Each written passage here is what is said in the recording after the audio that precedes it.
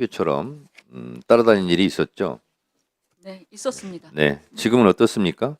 네, 지금 자체 병역 비리는 없다고 생각합니다. 그렇죠. 예. 저도 그렇게 생각하고 싶은데 명확하게 병역 비리라고 콕 집어 말할 수는 없지만 몇 가지를 지적하겠습니다. 이중 국적을 가진 병역 의무 대상자들이 매년 4,000명 정도 국적을 포기하고 있다고 알고 있습니다. 알고 계시죠? 네,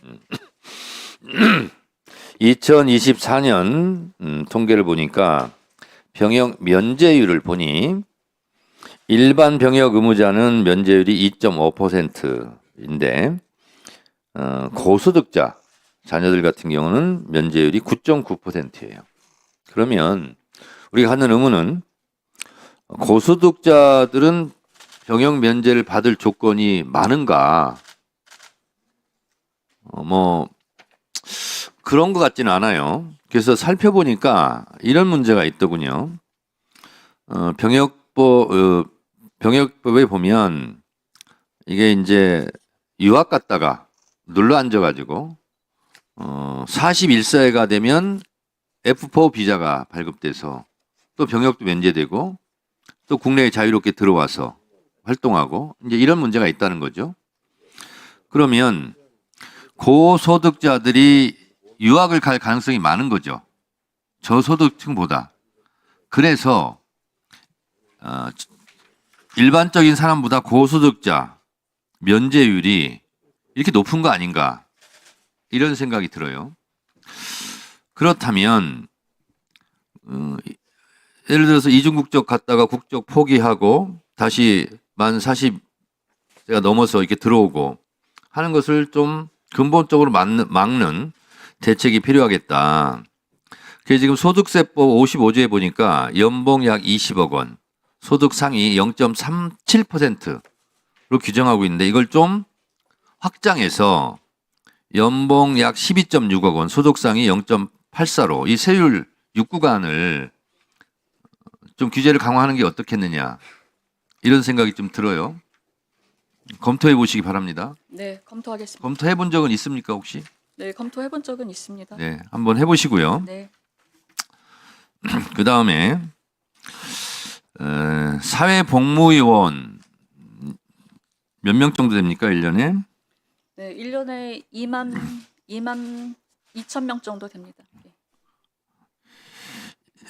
복무 이게 보니까요. 복무 인원이 이게 전국적으로 한 4만 6천 명 정도 되는데 지도관 수는 114명. 네. 너무 턱없이 부족해요. 이거 뭐하고 비슷한 거냐면요. 탈북자들이 3만 명이 넘는데 실제로 탈북자를 관리하는 인원은 없어가지고 몇백 명씩 막 관리하다 보니까 실제로 관리를 안 하는 거거든요. 사회복무요원도 마찬가지로 이 보니까 거의 무방비 방치가 돼요. 그러다 보니까 일탈 행위도 있을 수 있고 또 이 사회복무요원들에 대한 관리가 부실하다 보니까 여기서 엄청난 갑질도 있고 그래요.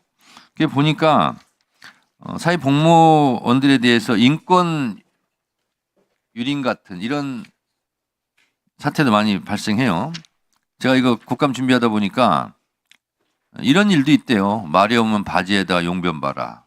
뭐 모욕적인 이런 것을 당하는 경우도 있고 그래서 사회복무원들에 대한 관리를 좀 더 강화하는 방안을 좀 연구를 하셔야 될 것 같아요. 네.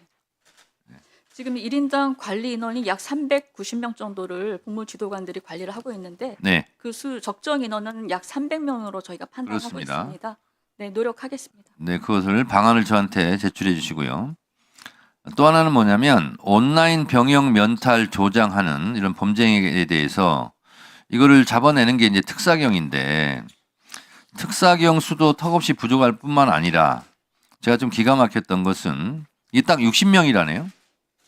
특사경이. 이걸 좀 늘릴 수 없어요?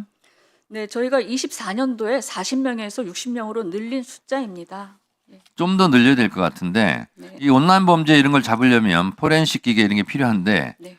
본청에 한 대, 서울청에 한 대 이렇게 있다는 거예요. 그리고 이건 사용 연한이 5년밖에 안 되는데 지금 보니까 뭐 8년, 5년 다 지난 거고. 네. 이거 들고 다니면서 막 봐야 된다면서요.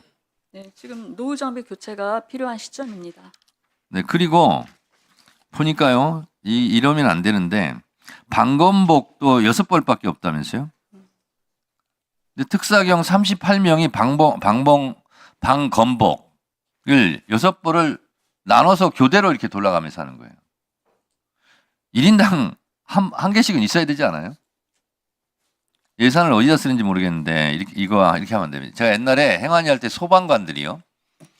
이 랜턴 있잖아요. 랜턴. 소방관 6명당 랜턴이 하나인 적이 있어요. 그래서 이게 말이 되냐. 그거 이제 계산한 적이 있거든요. 그러면 랜턴 하나 가지고 소방관 6명이 어떻게 써요, 그걸? 마찬가지로 방검복도 이게 보니까 38명 기준으로 방검복 6벌이래요. 그럼 38분의 6이에요, 이게. 이건 좀 너무하지 않나. 네. 그래서 여기에 대해서 이번에 예산을 해서 포렌식 이 장비 이것도 예산 증액을 해서 확보를 하시고 방검복 이거는 기본으로 이건 38명이면 38벌이 있어야 되지 않겠습니까?